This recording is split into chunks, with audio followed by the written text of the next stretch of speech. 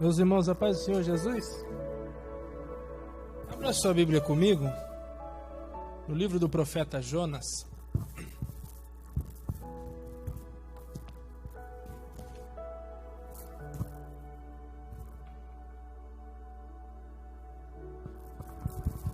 Livro do profeta Jonas.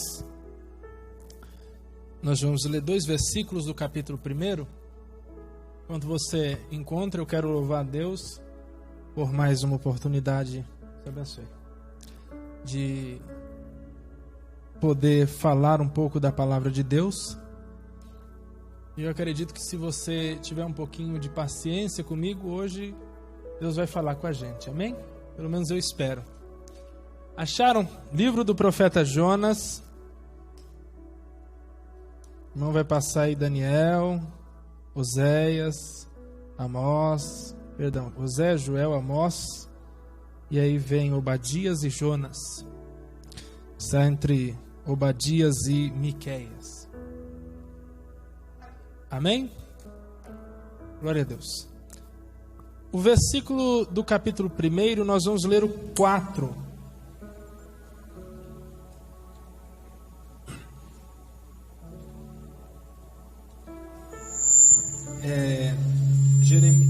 Glória a Deus. Jeremias 1:4 diz assim. 1:4. Jesus. Jonas 1:4. Aleluia. Diz assim: mas o Senhor, foco. Aleluia. Mas o Senhor mandou ao mar um grande vento, e fez-se no mar uma forte tempestade, e o navio estava a ponto de quebrar-se. Vamos comigo para o versículo 8 do capítulo 1. Então lhe disseram: declara-nos tu agora, por causa de quem nos sobreveio este mal? Que ocupação é a tua? De onde vens? Qual é a tua terra? E de que povo és tu? Então lhe disseram: declara-nos tu agora, por causa de quem nos sobreveio este mal? Que ocupação é a tua?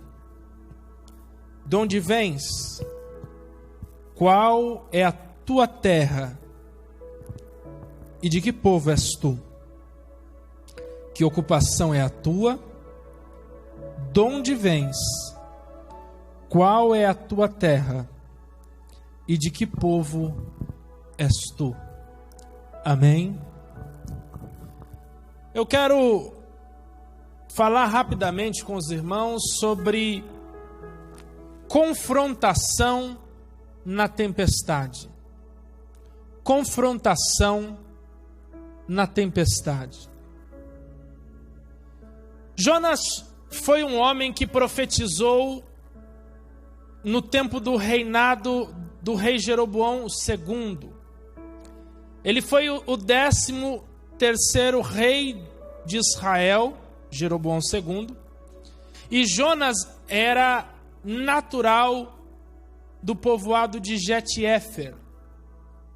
Há uma curiosidade que Jonas é um dos 2 únicos profetas menores que...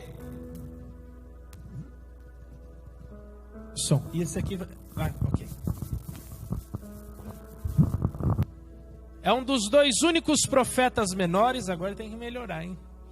Um dos 2 únicos profetas menores do Reino Norte, Israel.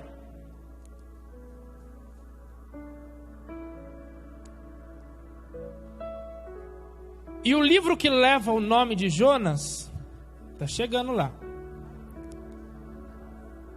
é uma narrativa do chamado, do envio, da resistência e da pregação de Jonas contra a cidade de Nínive.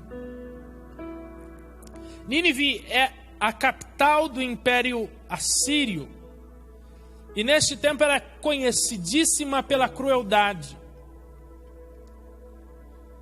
E também era um dos povos inimigos de Israel. E o livro de Jonas contém uma ironia.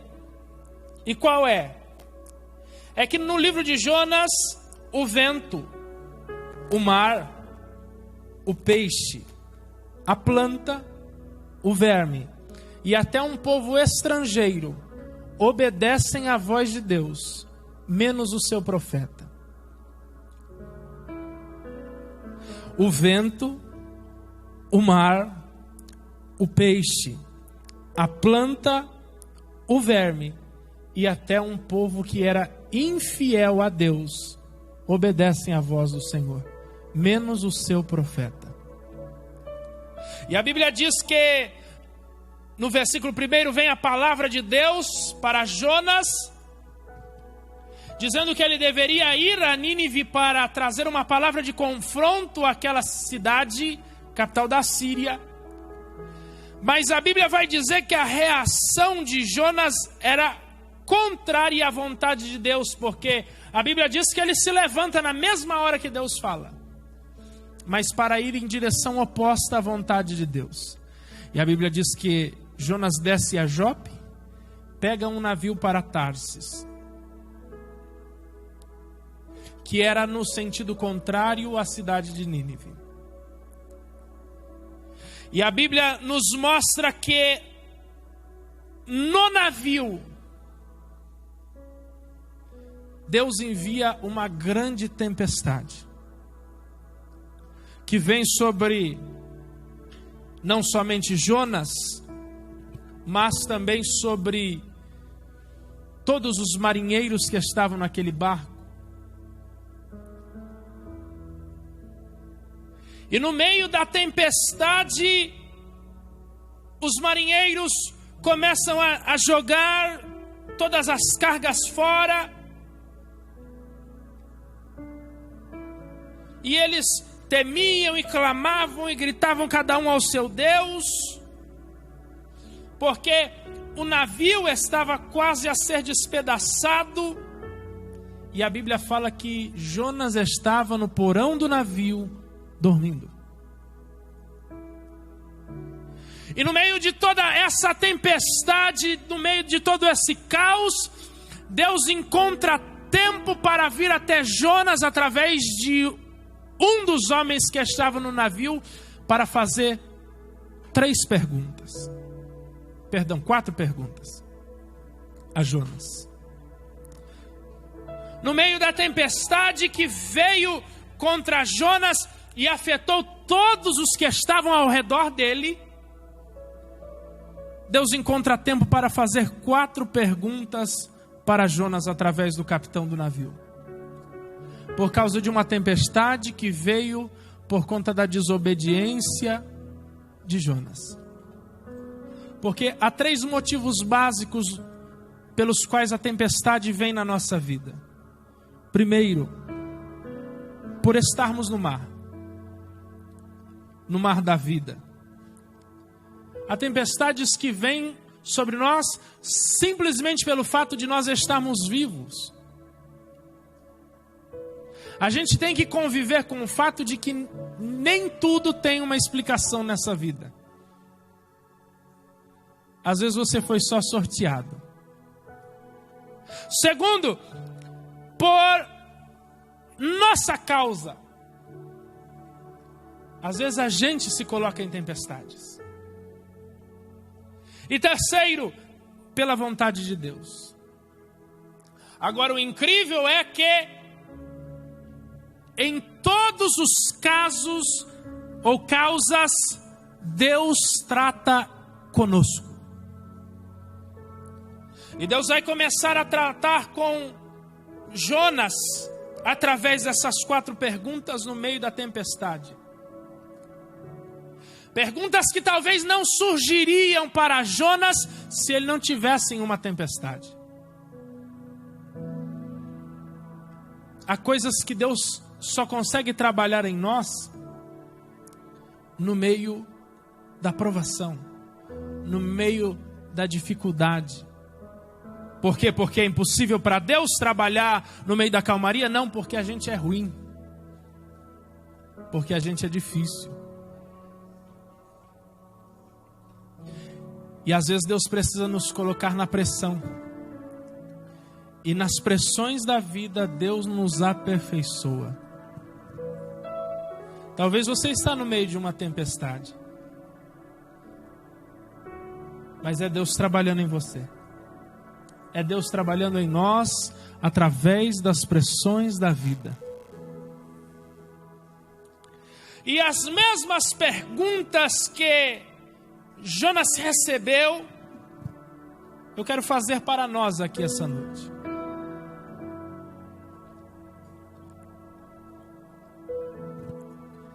Para que a gente pense um pouco.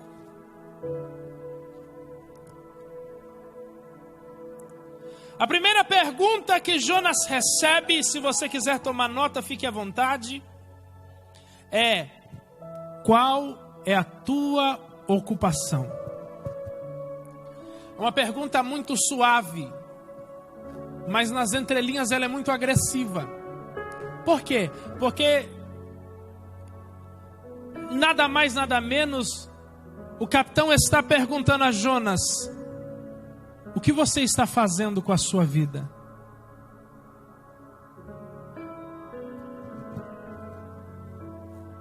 O que nós estamos fazendo da nossa trajetória? Com o que nós temos nos ocupado? O que nós fazemos hoje resultará no que daqui 5, 10, 15, 20, 30 anos, se Jesus não voltar?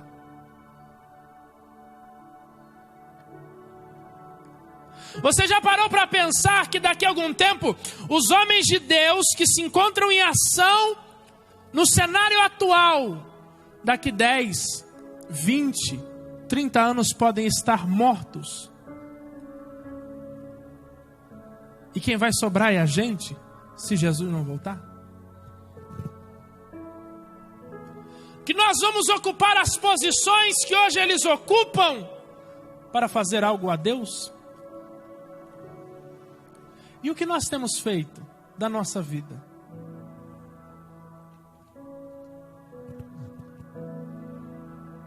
E com o que nós temos ocupado? Qual é o nosso propósito? O que nos move? O que nos faz levantar todo dia de manhã? Nós estamos fazendo curso? Nós estamos trabalhando? Nós estamos estudando? Nós estamos frequentando culto? Mas qual é a motivação por trás de tudo que nós fazemos?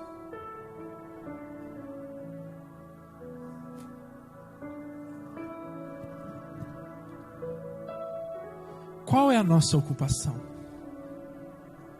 E aí às vezes nós estamos na igreja frequentando o culto, sem propósito, sem destino definido, pensando, não, na oportunidade correta eu faço, quando surgir o momento certo eu me envolvo. E aí a Bíblia nos mostra em Eclesiastes 11:4 que quem observa o vento nunca semeará, e que o que olha para as nuvens nunca cegará. O que a Bíblia está nos confrontando aqui é dizer: quem espera a ocasião perfeita para agir nunca vai fazer nada da vida. Preste atenção, a todo momento Deus está liberando oportunidades para nós, dizendo: se envolve um pouco mais, ora um pouco mais, se entrega um pouco mais, porque eu quero, desejo um pouco mais de você para mim.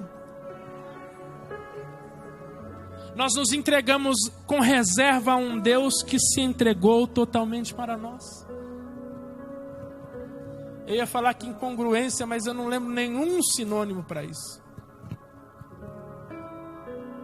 Não lembro mesmo. Falhou. É incompatível. Não combina. Estou tentando, não vai.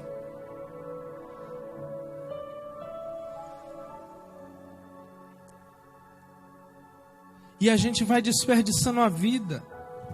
A gente se contenta em ser frequentador de culto. A gente se contenta em vir à igreja 2, 3 vezes por semana, levantar a mão, ouvir uma palavra, ser confrontado, apanhar um pouquinho da palavra de Deus de vez em quando, mas a gente sai para a rua e passou. E o vazio continua lá. Mas alguém diz, mas eu não encontrei o meu propósito ainda. Talvez nós só não encontramos o nosso propósito em Deus porque raramente se encontra o que não se está procurando. Raramente nós encontramos aquilo que não procuramos. E é o que Deus está nos convidando essa noite, a nos gastarmos até que nós encontremos de Deus aquilo pelo qual nascemos.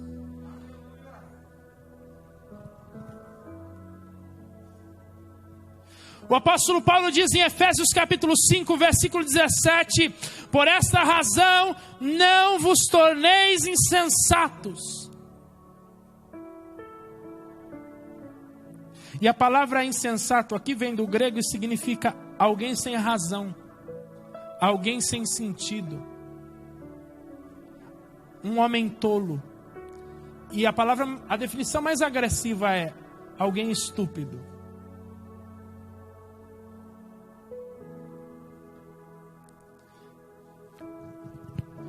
E eu fui ao dicionário da língua portuguesa pesquisar o que significava a palavra estúpido. E a palavra estúpido significa literalmente desprovido de inteligência. O apóstolo Paulo está de maneira muito branda dizendo que quem vive a vida como se não tivesse propósito é burro. É agressivo, não? Ele está dizendo, é burrice viver a vida como se nós não tivéssemos propósito. É burrice viver a vida como se Deus não tivesse traçado um destino para a gente.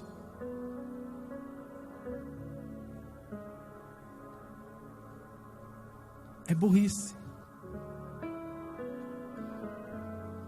E a Bíblia nos mostra que nós temos propósito, que nós não somos peça solta no corpo, na engrenagem chamada igreja, que Deus não só nos resgatou da condição onde nós estávamos para vir para um culto, mudar a forma de vestir, mudar a forma de falar, mudar as músicas que escuta, os comércios onde compram. Ele nos trouxe para cá para nos traçar um novo destino, nos entregar um novo propósito e dar sentido à nossa vida.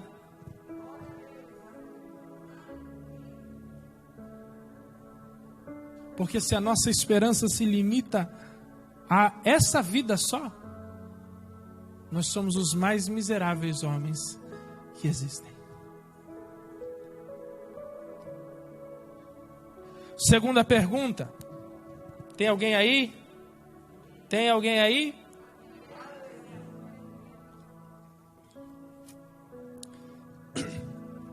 De onde tu vens? A primeira pergunta foi: qual é a tua ocupação?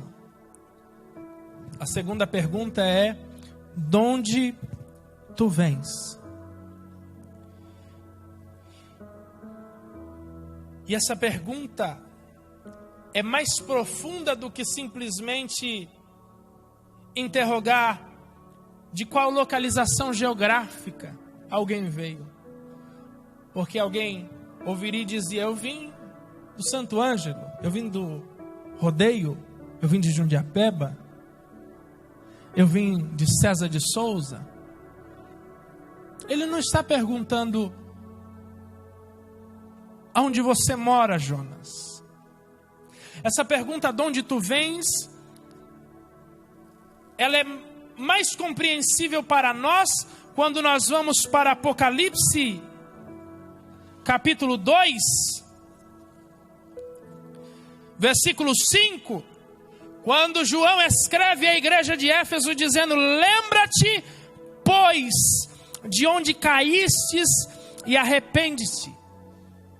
O de onde tu vens aqui é perguntar em qual momento você saiu do centro da vontade de Deus. Nós saímos do centro da vontade de Deus. Ou a presença de Deus passou a não ter tanto valor para nós.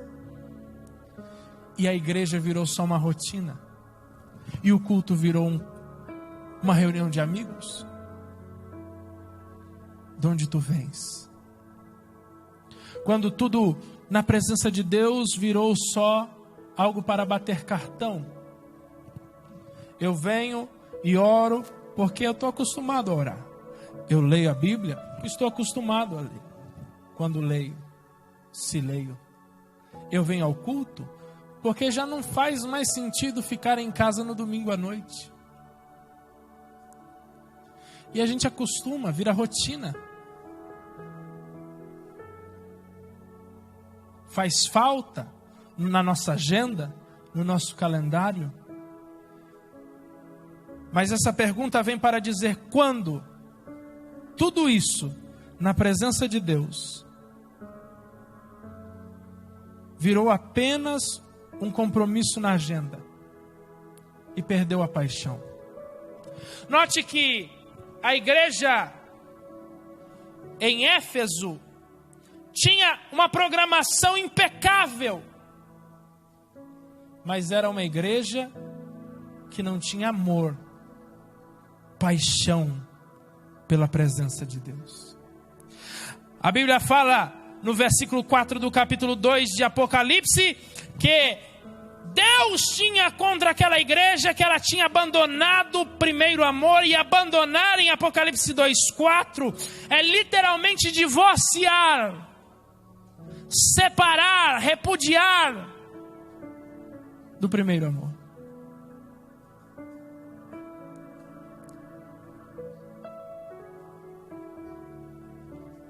E em Lucas capítulo 10, versículo 30 a 33, Jesus conta uma parábola, e não é esse o propósito da parábola do bom samaritano, mas ela ilustra muito bem, porque a Bíblia nos mostra que havia um homem em Jerusalém, e Jerusalém na Bíblia representa o lugar de adoração, de presença, de festa, de alegria, de regozijo, o lugar onde Deus se manifesta livremente, da maneira que Ele quer, mais intensamente. E a Bíblia diz que ele desce para Jericó.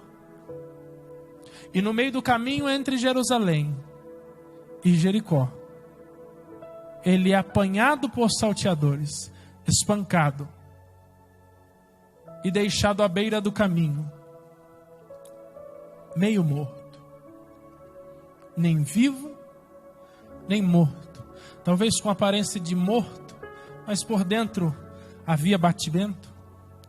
E alguns têm o sintoma ao contrário, com aparência de vivo, mas com o interior morto. Mas a Bíblia diz que chega-se um homem e estende a mão, e este homem é o bom samaritano, e levanta aquele homem que estava meio morto no chão, sara, ou melhor, ata as feridas, unge aquele homem e leva ele a um lugar de descanso.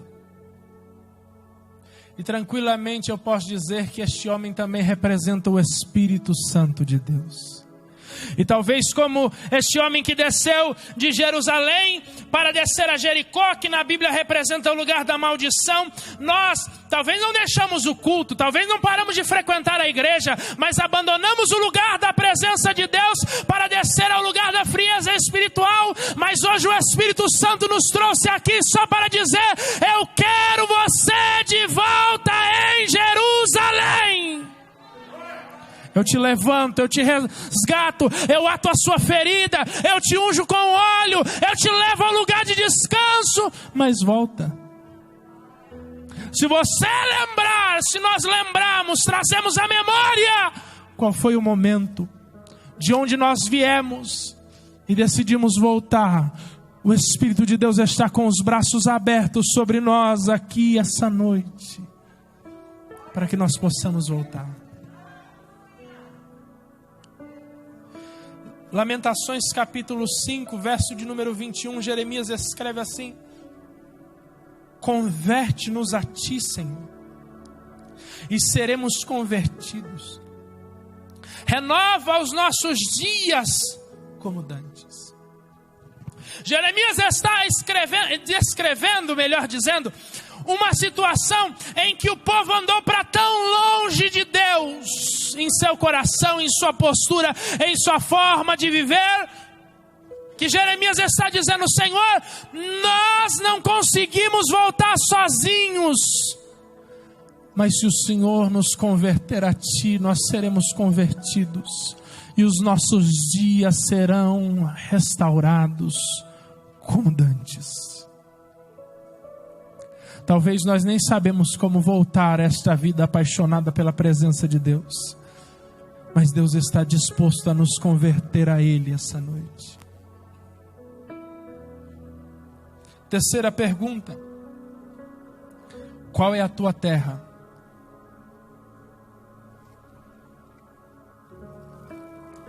Qual é a tua terra?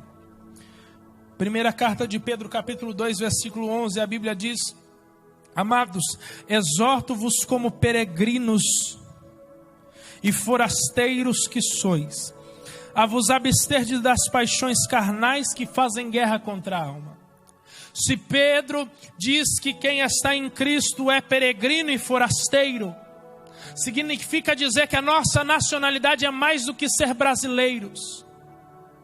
Significa que a partir do momento que nós passamos para Jesus, independente de qual seja a nossa nacionalidade terrena, nós passamos a ser peregrinos, forasteiros. E se nós somos forasteiros e peregrinos na terra, nós temos uma pátria, nós temos um lar, nós temos uma nação, nós temos uma casa. E o apóstolo Paulo nos responde que casa é essa, em Filipenses capítulo 3, versículo 20 e 21, dizendo: mas a nossa cidade está nos céus, de onde também esperamos o Salvador, o Senhor Jesus Cristo, que transformará o nosso corpo abatido para ser conforme o seu glorioso corpo, segundo o eficaz poder de sujeitar também a si todas as coisas. Se Ele vai nos transformar, tudo nos mostra que é uma questão de tempo até atingirmos aquilo que Deus estabeleceu para nós. Mas até que isso aconteça, nós precisamos viver nesta terra. Como? E o apóstolo Paulo também nos responde.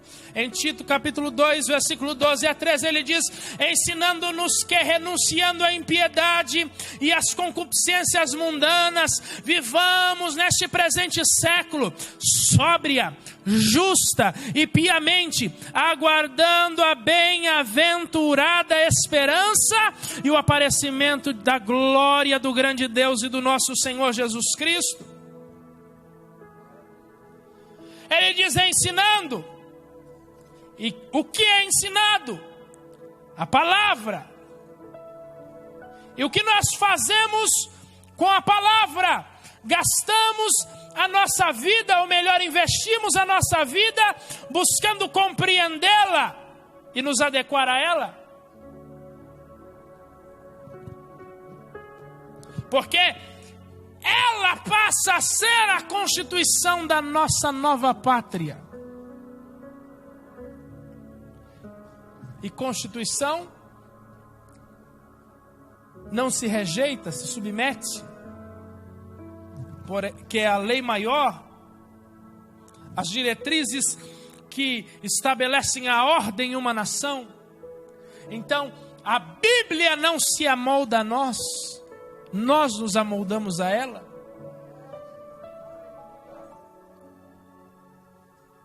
E até quando nós devemos viver dessa maneira, gastando ou investindo a nossa vida em compreender e praticar a palavra de Deus? E o apóstolo Paulo nos responde até que momento nós devemos nos disponibilizar a isso. Em 1 Tessalonicenses capítulo 4, versículo 15 a 18. Pois isso pela palavra do Senhor, que nós, os que ficarmos vivos para a vinda do Senhor, não precederemos os que dormem. Porque o mesmo Senhor descerá do céu com alarido e com voz de arcanjo e com a trombeta de Deus, e os que morreram em Cristo ressuscitarão primeiro. Depois nós, os que ficarmos vivos, seremos arrebatados juntamente com Ele nas nuvens, a encontrar o Senhor nos ares, e assim estaremos sempre com o Senhor. Portanto, consolai-vos uns aos outros com essa palavra. Nós devemos viver assim, gastando e investindo a nossa vida em Deus e para Deus, até que a trombeta toque, a igreja seja arrebatada e o estado perfeito seja estabelecido. Nós devemos viver em Cristo, para ser aperfeiçoados em Cristo e por Cristo, até que nós cheguemos à estatura da varonilidade perfeita.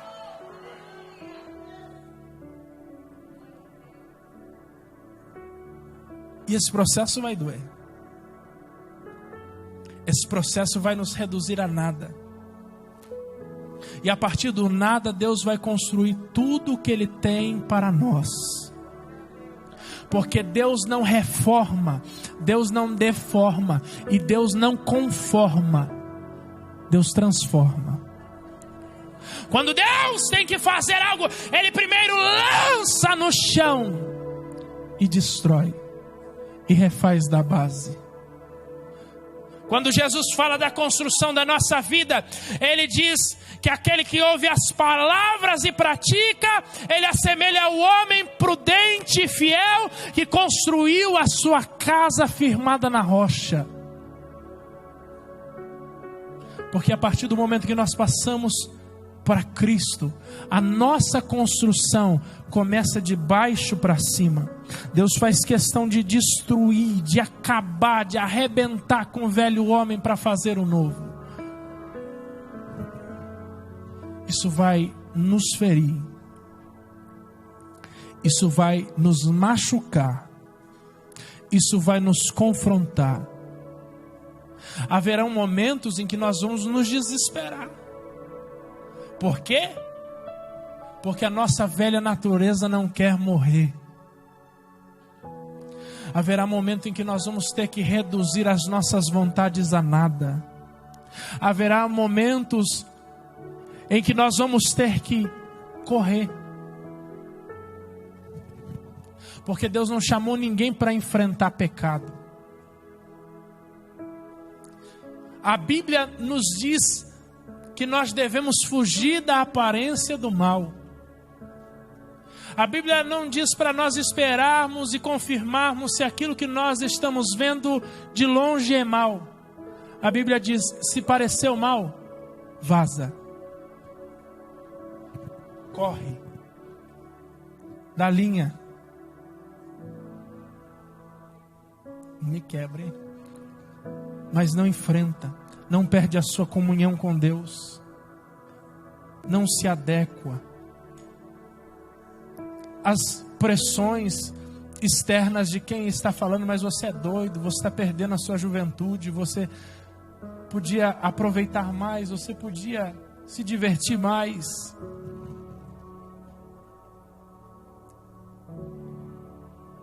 Mas é porque todas essas dores, todas essas angústias, todas essas pressões vão valer a pena no final. E ainda que tudo isso nos mate, a Bíblia nos mostra em 2 Coríntios 5, versículo 1 e 2. Porque sabemos que se a nossa casa terrestre desse tabernáculo se desfizer, temos de Deus um edifício, uma casa não feita por mãos, eterna, nos céus. E por isso também gememos, desejando ser revestidos da nossa habitação, que é o céu. O apóstolo Paulo está dizendo: ainda que o nosso corpo seja destruído, nós temos em Deus um novo corpo, que não foi feito por mão de homens, que não foi construído por homens, que não nasceu da vontade do nosso pai e da nossa mãe, nasceu da vontade do nosso próprio Deus, e que não pode ser destruído pela morte, não pode ser destruído pela inveja, não pode ser humilhado pelas pressões externas dessa vida. Há algo que Deus está construindo para nós, que é eterno. O diabo não toca, o diabo não destrói, as pressões da vida não arrebentam, e haverá um lugar em Deus que não haverá lágrimas, não haverá tristeza, não haverá gemido, não haverá dor e não haverá morte.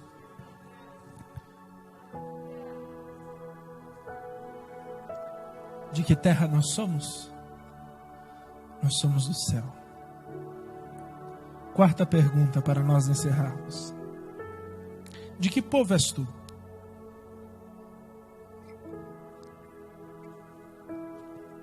De que povo és tu?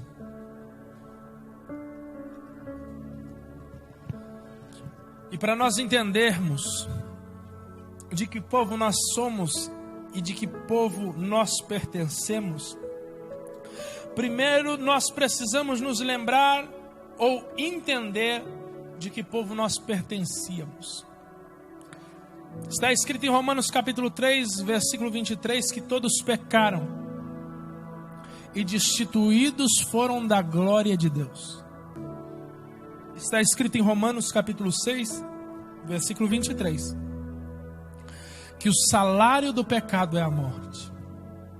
Então nós éramos do povo que pecou, do povo que foi privado da glória de Deus por conta do pecado, e do povo que estava destinado à morte por conta do pecado.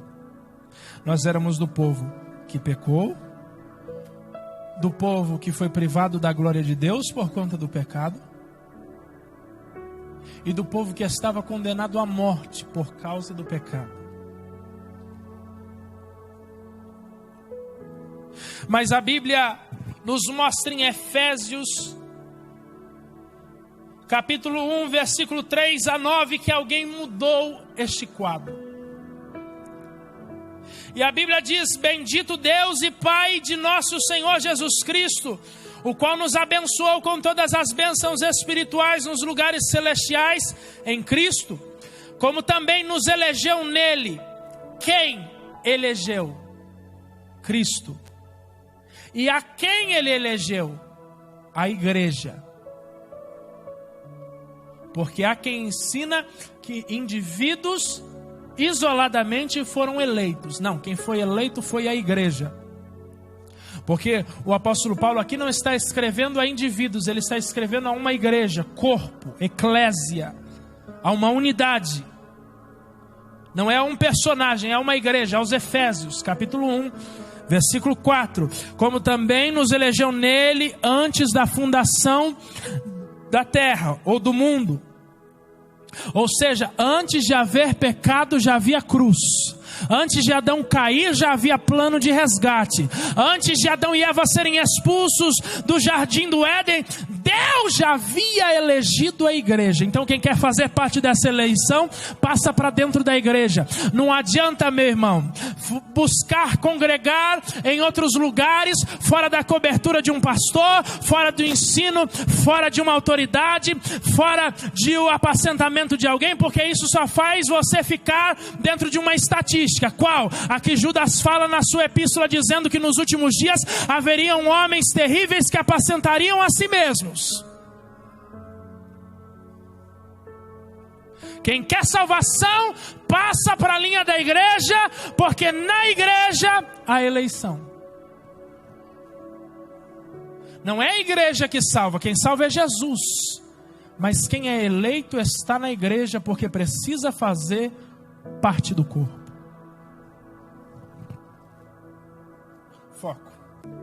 E nos predestinou Versículo 5, para filhos de adoção por Jesus Cristo para si mesmo, segundo o beneplácito de sua vontade, para louvor e glória de sua graça, pelo qual nos fez agradáveis assim no amado, em que temos a redenção pelo seu sangue, a remissão das ofensas, segundo a riqueza da sua graça, que ele fez abundar para conosco, em toda sabedoria e prudência, descobrindo-nos o mistério da sua vontade, segundo o beneplácito que propusera em si mesmo, de tornar a congregar em Cristo todas as coisas na dispensação da plenitude dos tempos, tanto as que estão no céu como as que estão na terra. Em Cristo nós fomos reconciliados com Deus. A Bíblia está dizendo que Deus se agrada de nós, não por quem nós somos, não porque a gente é bonitinho, não porque nós vestimos a roupa da moda, não porque nós nos conformamos em um padrão aceitável pela sociedade. Nós somos agradáveis para Deus através de Cristo, que se entregou por nós na cruz do Calvário. E quando Jesus fez isso por nós, o capítulo 2 da Epístola aos Efésios nos responde, versículo 1: e vos vivificou estando vós mortos em vossas ofensas. Nós nem sabíamos quem era Jesus, nós nem sabíamos o que era pecado, nós nem sonhávamos em nascer, nossos pais nem sonhavam em nascer, mas a Bíblia nos diz que Ele já estava gerando vida para nós e em nós. É por isso que nós nos amamos, o amamos, é por isso que nós podemos nos entregar a Ele, porque Ele nos amou primeiro. Esse é o amor de Deus por nós. Ele nos amou quando nós nem existíamos para poder oferecer algo em troca. Nós nem sabíamos da realidade, Ele já estava nos amando e traçando planos, e preparando e traçando projetos e definindo propósitos para nós. Esse é o nosso Deus. Então Jesus vem para mudar esta realidade, e através dessa mudança que Jesus proporciona, nós podemos dizer, ou melhor, receber o que Pedro escreve na sua primeira epístola, capítulo 1, versículo de número 2 e 9: mas vós sois a geração eleita, o sacerdócio real, a nação santa, o povo adquirido, para que anuncieis as virtudes daquele que vos chamou das trevas para a sua maravilhosa luz. E a palavra adquirido aqui vem do grego e significa propriedade, aquisição ou propriedade exclusiva. Olha, a partir do momento em que Jesus nos comprou, Ele não aceita nos dividir com ninguém. Se você puder, bate a mão no peito assim, diga: eu sou. Não, com vontade, pelo amor de Deus, eu sou exclusividade de Jesus. Fica de pé.